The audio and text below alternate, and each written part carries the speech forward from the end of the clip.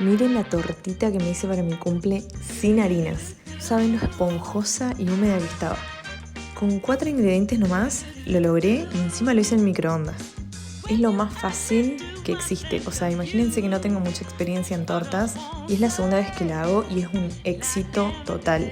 Lo que no fue un éxito, por el contrario, fue que la quise como decorar un poco como cumple y estaba muy apurada, entonces no pude darle el tiempo de frío que necesita, entonces se me vino a pique la torta, pero de sabor un 10. Aprovecho para mandarme un saludito de cumple a mí misma. Oh,